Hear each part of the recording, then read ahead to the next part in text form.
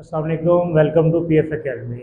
Students, आज हम discuss करेंगे मैट्रिक्स की एडिशन के बारे में कि दो मैट्रिक्स को या थ्री मैट्रिक्स को किन तरीक़ों से ऐड किया जाता है, उसके लिए क्या कंडीशंस हैं उनको देखते हैं। आइए फर्स्ट ऑफ ऑल एक मैट्रिक्स लेते हैं हम। ये मैंने एक मैट्रिक्स लिया, इसका ऑर्डर चेक करेंगे। इसका ऑर्डर क्या है जी? 2/2। मैं एक बी मैट्रिक्स लेता हूँ, इसका ऑर्डर चेक करते हैं। इसका ऑर्डर देखा 2/3। क्वेश्चन ये पैदा होता है, क्या इन दोनों को हम ऐड कर सकते हैं? जी देखिए, ऐड करने के लिए क्या चीज़ ज़रूरी है? ये भी मैट्रिक्स है, ये भी मैट्रिक्स है। आया इन दोनों को ऐड कर सकते हैं? देखिए इसका ऑर्डर क्या है? 2/2 है। इसका ऑर्डर क्या है? 2/3। अगर ऑर्डर सेम नहीं, अगर ऑर्डर सेम नहीं तो हम मैट्रिक्स को ऐड नहीं कर सकते। इसका मतलब क्या हुआ? मैट्रिक्स की एडिशन के लिए ये बात नेसेसरी है कि उनका ऑर्डर सेम होना ज़रूरी है। मतलब कंडीशन पता चल गई कि दो मैट्रिक्स कब ऐड होंगे? जब उनका ऑर्डर सेम होगा। अगर उनका ऑर्डर सेम होगा तो ही हम उनको ऐड कर सकते हैं। देखिए हम एक मैट्रिक्स लेते हैं, इसका ऑर्डर क्या है जी? 2/2। एक बी मैट्रिक्स लिया, इसकी एंट्रीज कुछ इस तरीके से है और इसका ऑर्डर चेक किया हमने 2/। एडिशन के लिए ज़रूरी है कि पहले और सेकंड मैट्रिक्स का दोनों का ऑर्डर सेम होना ज़रूरी है। दो मैट्रिक्स हैं, अब इनको ऐड यानी कि ए प्लस बी, क्या आंसर आएगा? देखें, ए प्लस बी। मैट्रिक्स ए पहले है तो ए की एंट्रीज 2 3 4 5 प्लस बी की एंट्रीज 3 5 4 5। ये दो मैट्रिक्स हैं, फर्स्ट के साथ ऐड होगा और सेकंड के साथ ऐड होगा। इसी तरीके से सेकंड रो का फर्स्ट डिजिट फर्स्ट के साथ और सेकंड के साथ। ये मैंने समझाने के लिए लगाए हैं, आपने ज़रूरी नहीं है। तो देखिए 2 + 3 हो जाएगा और 3 + 5। इसी तरीके से 4 + 4 5 + 5। चेक कीजिए, 2 + 3 5 5 + 3 8 8 5 + 5 10। इस तरीके से दो मैट्रिक्स की एडिशन है पॉसिबल है।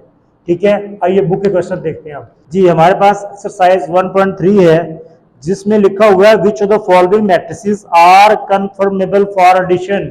बताइए कौन से मैट्रिक्स की एडिशन पॉसिबल है। तो वही कंडीशन के आइए देखते हैं। फर्स्ट इसका लेते हैं। फर्स्ट ए मैट्रिक्स इसने दिया है, इसकी 2 1 -1 3। तो आपने क्या करना है? इसका ऑर्डर चेक करना है 2/2। आइए देखते हैं कि और कौन सा ऐसा मैट्रिक्स है जिसका ऑर्डर इस तरीके से है। देखिए ई जूस देखें, -1 0 1 2। अब इसका ऑर्डर 2/। तो इसका मतलब हुआ ए और ई ये जूस है आपस में ऐड हो सकते हैं। इसी तरीके से बी जूस देखें, इसका बी 3 और 1 है। और इसी तरीके से ढूंढते हैं डी जूस देखें, 2 + 1 3। अगर आप इसको सिंप्लीफाई करें ये 3 + 3 हो जाएगा। इसका ऑर्डर चेक कर लें। ऑर्डर क्या है जी? 2/1 है। इसका ऑर्डर क्या है जी? 2/1 है। इसका मतलब क्या हुआ कि बी और डी आपस में ऐड हो सकते हैं, क्योंकि एडिशन की एक ही कंडीशन है कि दोनों मैट्रिक्स को जिनको ऐड करना है उनका ऑर्डर सेम होना ज़रूरी है। इसी तरह अगर सी देखें, 1 0 2 -1 1 -2। इसी तरीके से आप ढूंढेंगे। एफ जूस देखें, एफ में क्या है जी? 3 है 2 है 1 + 1 है -4 2 + 1। अब दोनों का ऑर्डर चेक कर लें। इसका ऑर्डर देखें, ऑर्डर क्या है? 3/2 है। इसका ऑर्डर क्या है जी? 3/2 है। इसका मतलब क्या हुआ? एफ और ई, एफ और सी आपस में ऐड हो सकते हैं। आई होप ये बात आपको क्लियर होगी कि कौन सा मैट्रिक्स किसके साथ ऐड हो सकता है। तो ऐड करने के लिए शर्त यही है कि जिन मैट्रिक्स को आपने ऐड करना है उनका ऑर्डर सेम होना ज़रूरी है। जी, नेक्स्ट क्वेश्चन है, find the additive inverse of the following matrix. दिए गए मैट्रिक्स का एडिटिव इनवर्स फाइंड आउट कीजिए।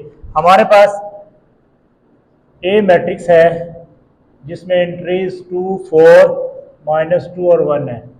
लास्ट लेक्चर में हम सीख चुके थे, उसमें हमने find the negative of matrix find किया था। नेगेटिव कह दे या आपको एडिटिव इनवर्स कह दे, दोनों का एक ही मतलब होता है कि आपने इसका नेगेटिव लेना है। ए का नेगेटिव क्या आएगा जी, इसकी इंक्रीज का साइन प्लस का 2 है तो ये माइनस का हो जाएगा, ये प्लस का है तो ये भी माइनस का, यहाँ पर ये माइनस है तो प्लस, ये माइनस प्लस है तो ये माइनस। आंसर आ चुका है। ठीक है, इसी तरह से नेक्स्ट देख लें, बी जूस है इसी का 1 0 3 -2 1। अब देखिए बी का आपने नेगेटिव लेना है, एडिटिव इनवर्स लेना है, तो क्या करेंगे, sign change, 0 always positive, plus हो जाएगा -2 प्लस -3 +2 -1।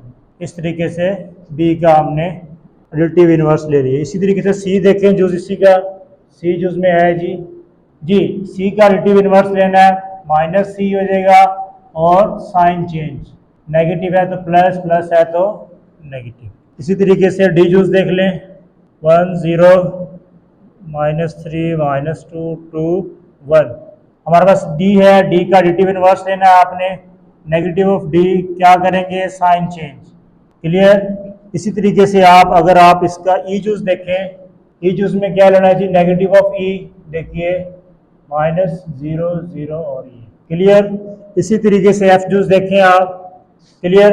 अब क्या लेना है इसका, नेगेटिव ऑफ एफ, यानी कि एडिटिव इनवर्स लेना है, -√3 -1 +1 -√2। क्लियर।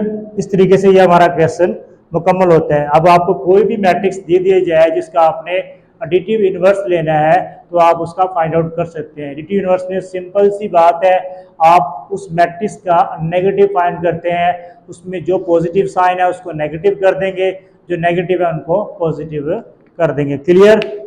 चलिए नेक्स्ट क्वेश्चन की तरफ देखते हैं हम जी। क्वेश्चन नंबर 3 है, उसके अंदर जूस नंबर 1 देखिए, वैल्यूज फाइंड करनी है।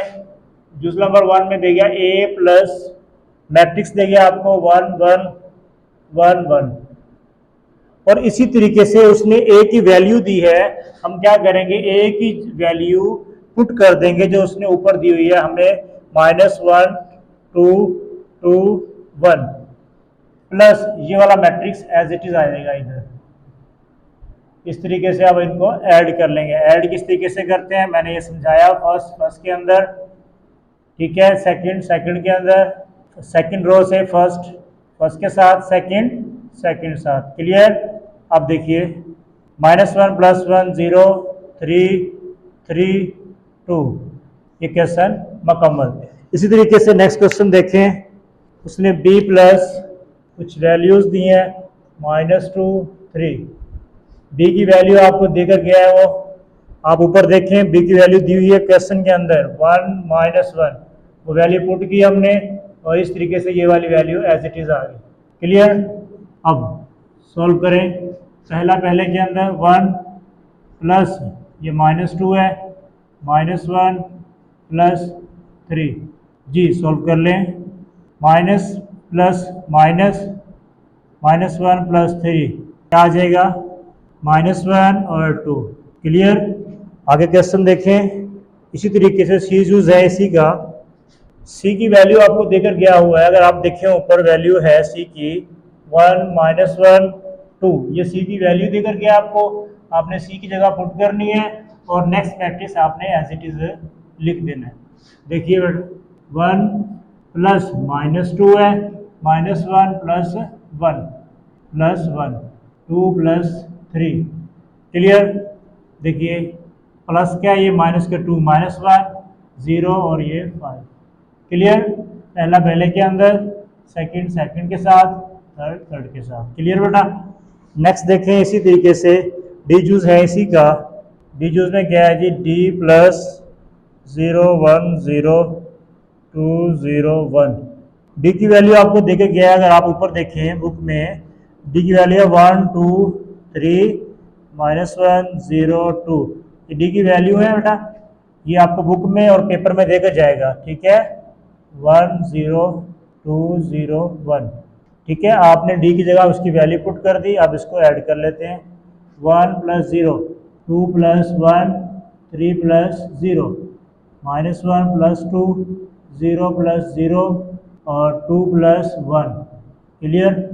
अब इस तरीके से इसको ऐड कर लेते हैं। नेक्स्ट देखें, 1 3 3 1 0 और 3, ये इसका आंसर आ गया। क्लियर।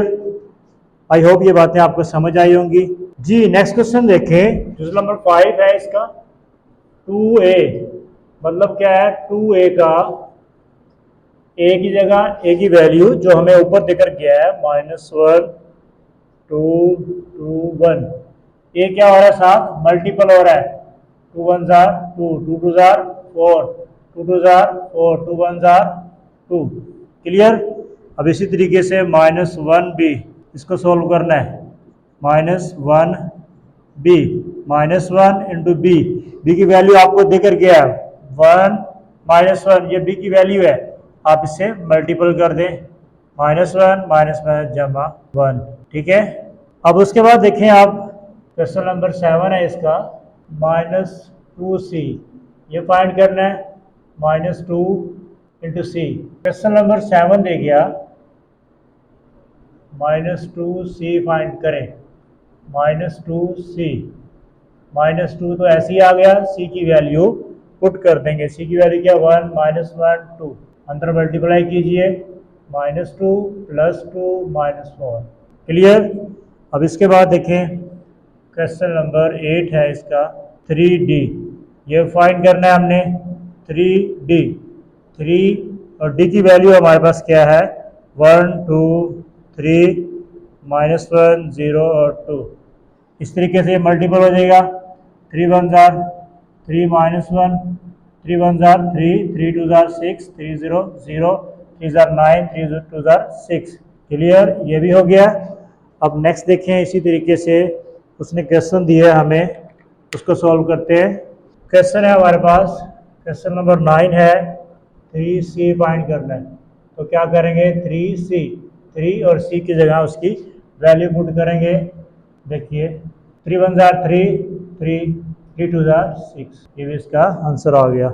इस तरीके से हमने क्वेश्चन नंबर 1 2 और 3 मुकम्मल किए 1.3 का। अगर किसी बच्चे को इसके अंदर प्रॉब्लम है, कोई क्वेश्चन समझ नहीं आया, तो वो कमेंट्स करके क्वेश्चन कर सकता है। किसी भी किस्म का कोई भी क्वेश्चन हो कर सकता है, एडिशन के लिहाज से, मल्टीप्लिकेशन के लिहाज से, एडिटिव इन्वर्स के लिहाज से, तमाम क्वेश्चन कर सकता है। उनका जवाब ज़रूर दिया जाएगा। अल्लाह आपका हामी नासिर हो।